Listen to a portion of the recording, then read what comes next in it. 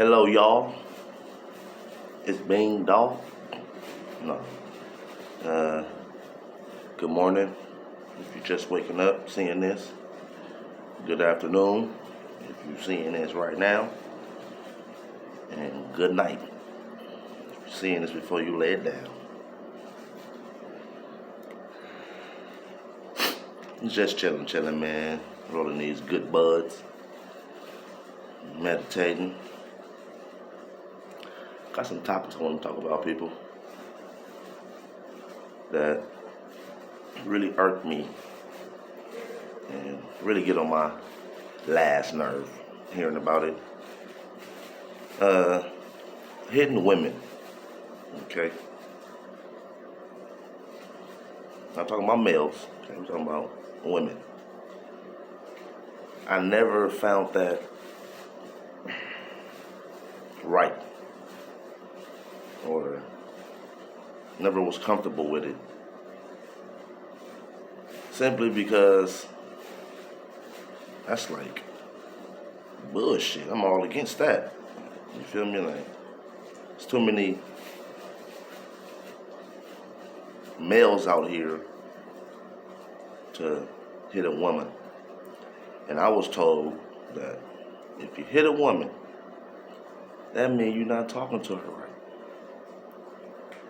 Because you think back when you was a kid, right? A lot of times you hit somebody or you get in an altercation with somebody when you don't talk to them right. So you use that in the wrong way when niggas get older and think it's cool and all this and that. It's not cool, buddy. Like, a nigga better not hit no female around me. If you ain't got no gun, I will be approaching you, sir. Everything. I almost got in trouble a couple times when I was younger, trying to save motherfuckers and shit. That was just how it was. You feel me? But it's like, I've been slapped one time by a female, and it hurted. I said never again. Motherfucker slap me again, that's my fault. I'm supposed to be something like Floyd, and I'm gonna let a female hit me consistently? Crazy. I don't even let guys hit me consistently. I'm not gonna let no female hit me consistently now. Come on now. I was dating this one chick, older chick. This was some weird shit right here. She wanted me to like damn near beat her up, like during sex and before sex. Bitch, bye. I'm not beating shit up, but what I'm supposed to beat up. You get what I'm saying? Nah, but that shit used to always get me mad or whatever, like on everything. Like, it used to get me all out of shape or whatever when I fucking hear or see some shit like that.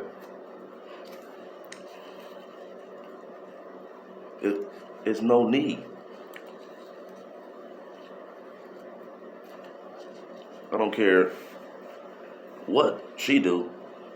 If you can't defend yourself, then you need to look in the mirror and go in a dungeon and practice defending yourself.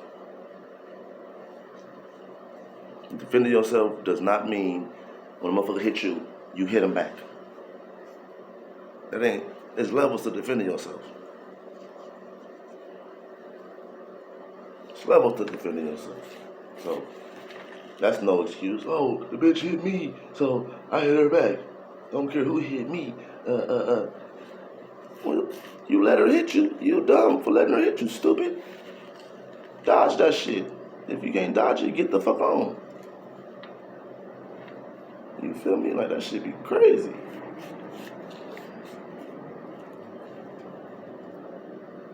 I remember I had a pimp homie, and they was like older than me and everything. This when I was young and like, wow. I used to just react and then talk about shit later. Man, I told the pimp homie even before he introduced me to his little things and all that or whatever. I told him, hey, bro, I'm not comfortable with a motherfucker hitting a female in front of me, whatever. That's just how I was raised or whatever. The moms, they put that in a nigga head when a nigga was young. You better not ever touch no female. Don't even do this to a female, or I'm killing you. You know what I mean? So, told him, bro, if you gonna put your hands on one of your things, on one of your hoes, just let me know ahead of time and I can leave, right?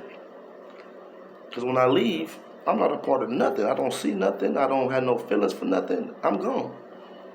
But please don't hit her in front of me, big dog, on everything. And this nigga agreed and this and that, whoop whoop. So a month or two go by, everything goes smooth.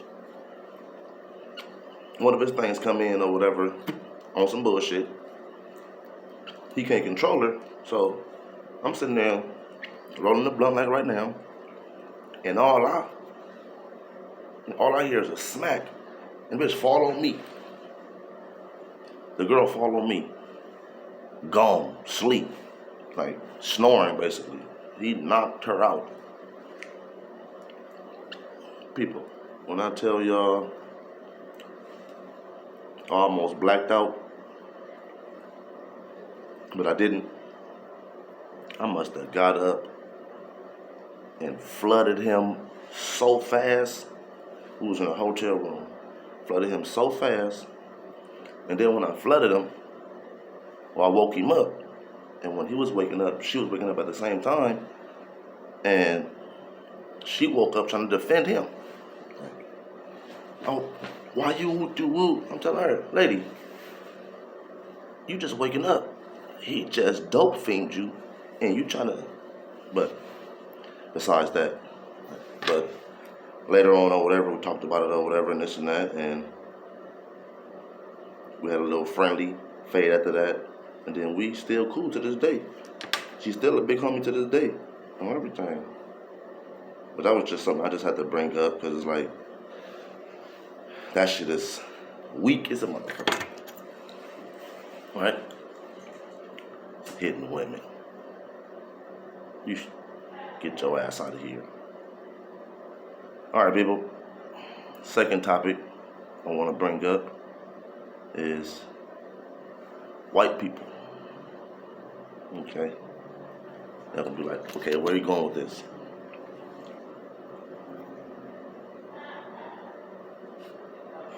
White people. Now, a lot of people think because they put it in so many books and they didn't said it over and over and over again. A lot of people think white people are the same as like Italians, or the same as Russians, or the same as Germans, or the same as other people. Listen to me, people. White people didn't want to be alone, so they put their history with somebody else's history that was here before them. So they put their history with other people's history, basically. This is what I said. And then gonna make us believe that they've been here with the other races. People, you gotta do your research, people. White people are not them people. Them people have their own language, right? The Italians have their own language. They have their own shit, right? They speak Italian. They are Italian. They have nothing to do with white. Russians, they speak Russian. They have nothing to do with white. Just because they look like that, that's based on where they living at. It's colder where they living at. So you're going to be lighter. That's Mother Nature right there. Wherever it's hotter at, you're going to be darker. That's common sense right there. So white people want to come on with this caveman shit. Okay, let's say caveman did exist, right? Let's say they did exist. Where the fuck did they come from?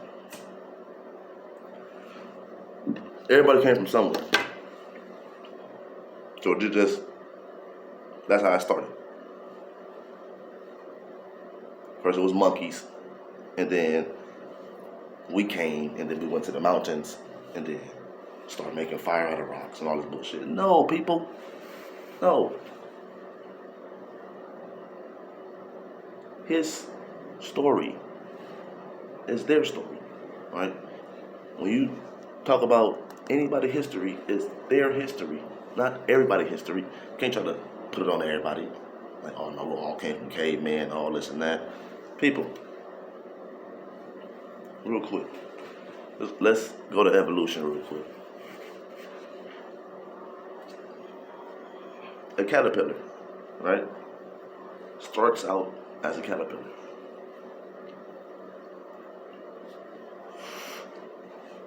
The evolution of a caterpillar is a butterfly, right? That's the evolution. Now, if we came from monkeys, right, why the fuck are monkeys, like, why they didn't evolution? Why they didn't, not evolution, but why they didn't turn human? Yeah, it's bullshit, people. It's warm up in here, Biggie. Damn, it's warm right here, dog. Ooh. Right. Big. But yeah, Mm-hmm. white people are white people, right? They made their own shit up, learning from somebody. Yeah, like this. But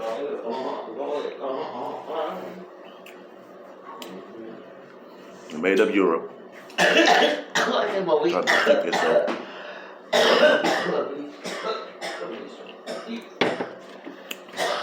White people are albinos.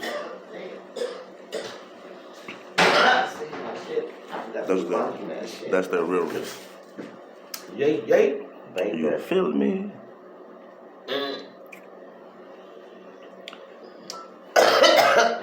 Shit.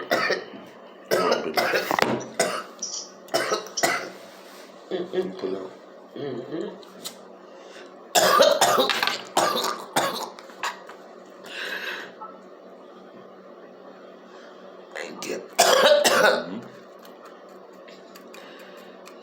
Yes. Hey, what you doing? Put it out. You tired?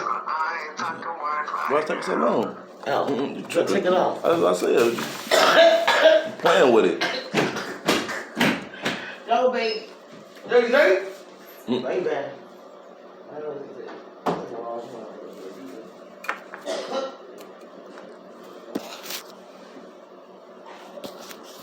All right, bingo. Back to it.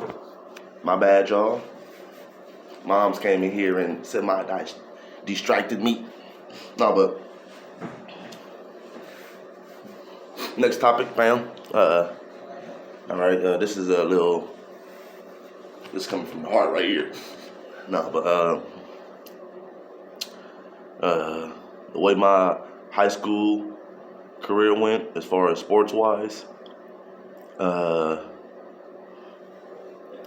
if you understand the lead up to it and how I came up and how I lived before I went to Fremont, people, it's a couple of people that can vouch for it, right?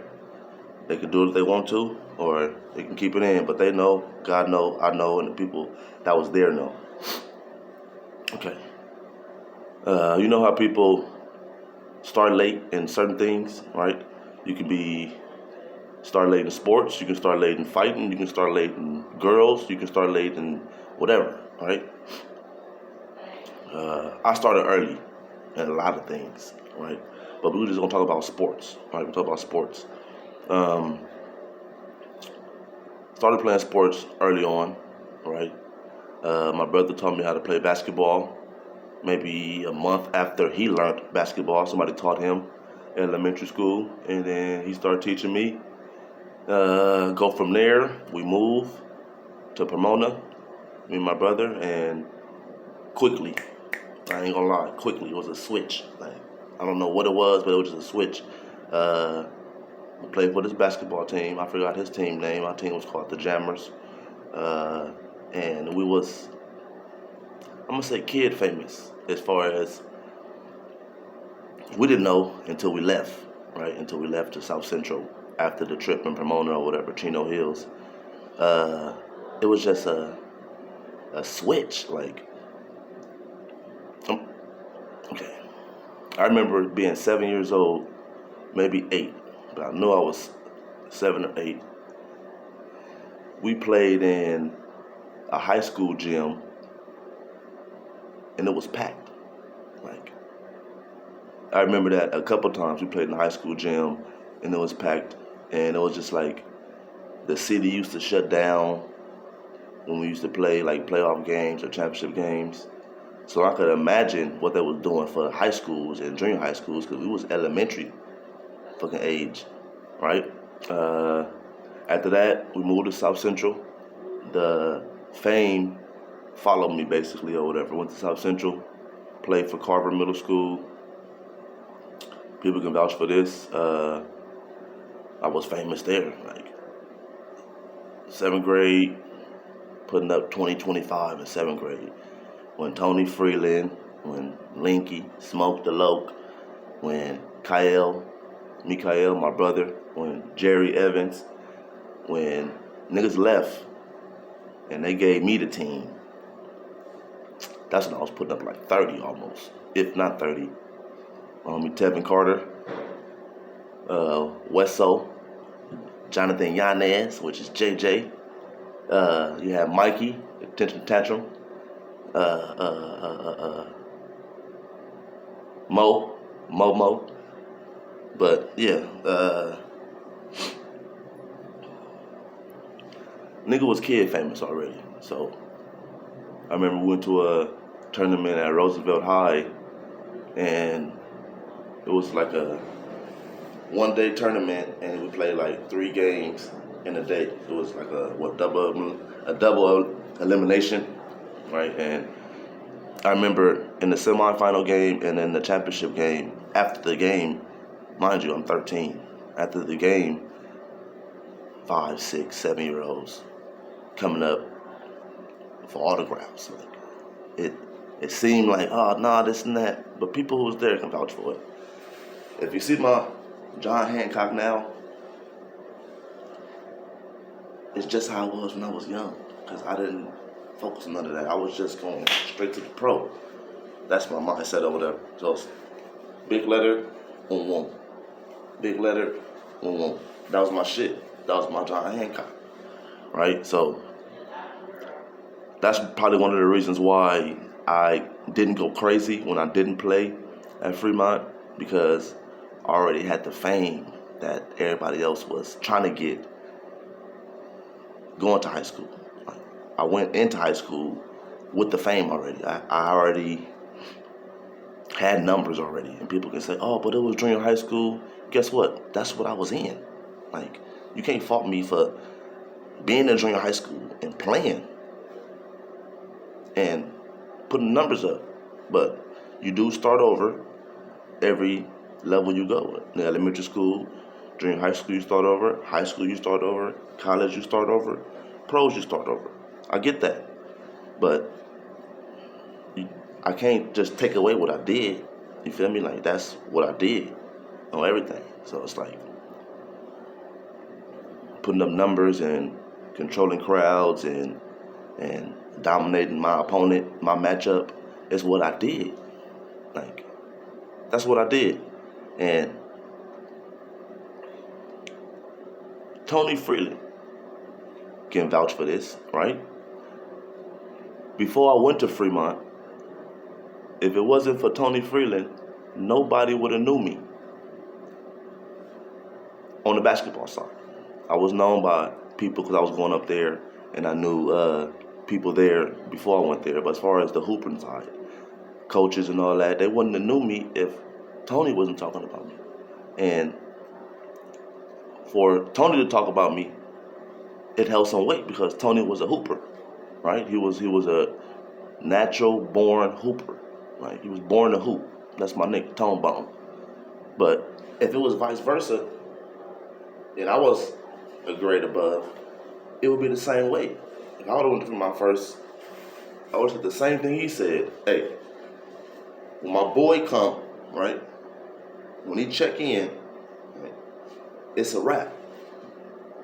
We trying to win state. Look at all city. Fuck all that. No, we trying to win state. We trying to be the best in the state. I would have did the same thing. And I don't blame my boy for semi being mad at me or upset with me for not living up to my potential, basically, or whatever. You feel me? Going there and handling my business. But for him to talk about me like he was talking about me, that told a lot. You feel me? Because he went on to do big things. Fucking play overseas. Played for Long Beach State. He played with DePaul. He hooped his whole life over there, even now. So, for a real hooper to talk about somebody, no matter if they played or not, there was a real hooper at one time. If not still a real hooper, but at one time there was a real hooper. So,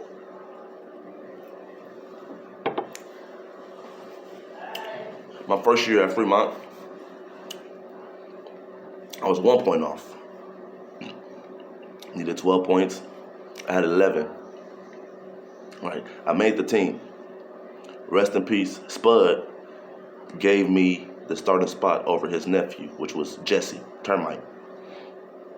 Gave me the starting spot. The grades came out a week and a half later. I couldn't play. All right. He talked to Miss Bear. At that time, right, that was 07. 06, that was 06. Yeah, that was 06. Yeah, that was 06.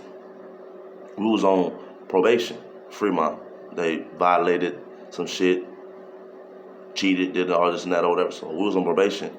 So she was not gonna let me slide or give me a fake name or this and that or whatever to play, because I came in right in the middle of the scandal that happened or whatever, right? 7th grade, not 7th grade, 07, which was my 10th grade year. Off 1 point again. Now, when I tell people I didn't play sports because of grades or whatever, I wasn't no F student, people. It was just small shit, you feel me? But just to go back on it or whatever, I was a superstar as a kid, right? I remember scoring 60 points before I was 10 years old in one game. I was either 7 or 8, for sure 7 or 8. I scored 60 points. I scored 50 a couple times. 30 was like a not the semi-average, but it was like, at that time, people, I was just taking advantage of what I can take advantage of. And when I was young, I found out that kids didn't like to play defense. Me either, right? So I was taking advantage of the outlet, the cherry picking. I was really taking advantage of that when I was a kid. I was cherry picking like a motherfucker, right?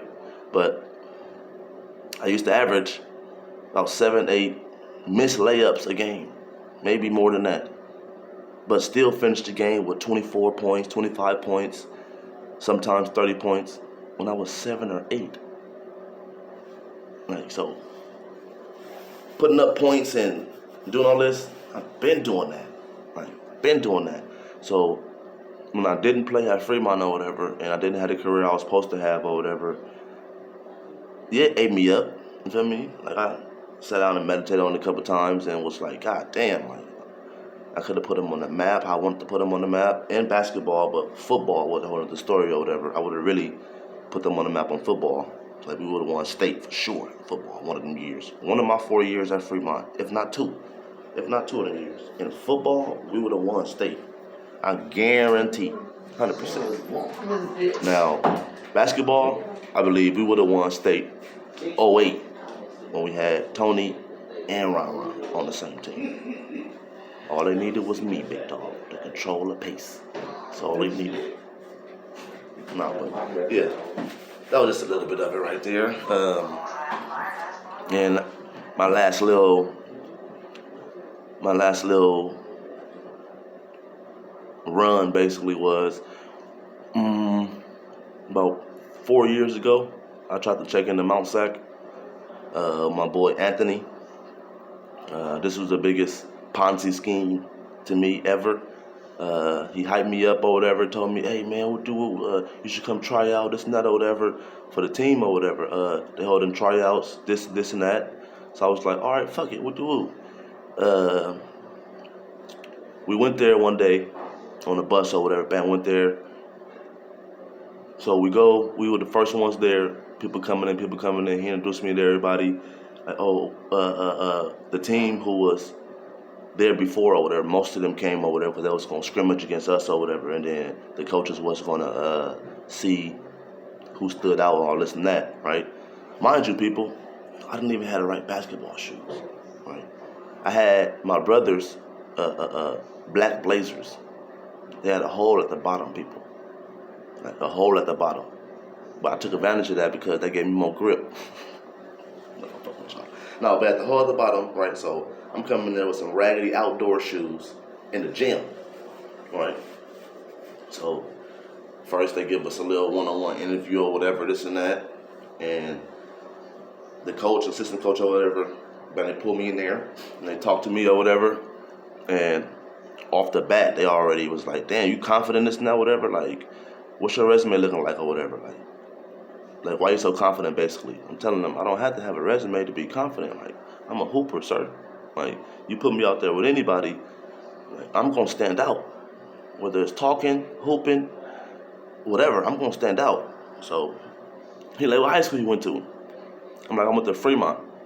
And both of them looked like, Fremont? I was like, yeah, I went to Fremont from 06 to 2010. And they giggled a little bit, and it was like, oh, okay. Oh, we got a hooper. I was like, what? And it was like, they asked me, did I know Bigelow? I was like, yeah, no, like type shit or whatever. Like, I didn't know him, but I knew him, like type shit. Like, so long story short, after the one-on-one interviews, they put us on the court. You know, a lot of people. Mind you, the homie Anthony that brought me didn't play a second. Not 1 second. So this is how I was raised, people. You can't show no motherfucking weakness in nothing. Or people will take advantage of that. Or try to, right? So they put the 5 people who came or whatever, the new booties or whatever, me. You had one nigga, he was like 6'4", his name was Nelson. And then you had a couple other niggas, you had, okay, bam, bingo. So they had they 5 over there. It wasn't they starting 5, but they had 2 starters there, and then the other ones was like bench players. The starting guard was there, so that was my matchup. Like, and then the starting center was there. He was nice, I'm not even gonna lie. He was like 6'6", 6'7", like a KD game, right? So I tell my team, right, we about to win this shit. You feel me? Like, I don't care what we going to. We can go to 5 or we can go to 100. We gotta beat these niggas, right? I'm always confident. I don't care what it is. They give up already. They're like, oh no, we're not gonna beat these. We're not gonna beat them or whatever. They just made the playoffs last year and made it to the second round and some. And I'm telling them, okay, what the fuck that got to do with anything? This is a new day, right? When we woke up, God gave us a new chance to do something. You're talking about yesterday, or yesterday, or last week or last month. No, okay, that's a good job. Clap them up. Congratulations. Now y'all finna get this work. And you're looking at me like, yeah, you're crazy. But as I was young, I was always taught to not just talk that talk. You gotta walk that walk. So we start the game, right? And I'm trying to keep my team involved or whatever, running pick and roll and passing up shots and trying to get nigga shots or whatever. We go down fast, right? The coach say, first 1 to 40 wins. We're doing 2s and 3s, right? We're only doing free throws on necessary fouls, but we're gonna let y'all play. They go up 20, people. I promise you, they up 20, maybe 24 to like 4. people. When I say I got into my stubborn mode and I said, all right, this is what I learned from Cole. If we're gonna lose, rest in peace, Cole. If we're gonna lose on my terms. Unless it's somebody that's better than me on my team, we're gonna lose on our terms. But as far as if I feel like I'm the best option, we're gonna lose on my terms, people. So I called timeout, so we can call our own timeouts or whatever. The assistant coach was coaching us, and the head coach was coaching the main team. So I called timeout, and then I tell coach, all right, coach, I'm finna go off, coach. Everything. He like, all right, do your thing. But don't shoot every time or whatever. Don't. And then one nigga tell me, oh, don't ball hog. And I tell him, sir, me with the ball don't mean I'm gonna shoot every time. I'm gonna just try to get the best shot possible for the team. So bam, we get out there and I start going off people. I get competitive, right? So I start picking up full court. They start picking up me full court. I did that for a reason, right? Just because I pick you up full court, don't mean you can do the same thing. If you ain't on my same defensive awareness, you pick me up full court, I'm by you every time. I don't care if you Ron Artest or Rajah Bell. I'm straight by you on everything. My first step is impeccable. So I'm by you. So, mind you, it's 24-4, people. This is Mount Sac. This is a university/JC in Pomona, right? So, when I start going off, people, I start going off. People know my mid-range. I hit about 4 of them in a row, right, before they start to do something about it, like trapping all this stuff, whatever. And I stopped using pick and roll because I used pick and roll 2 times in the beginning of the game and scored on both of them off a pass and a layup.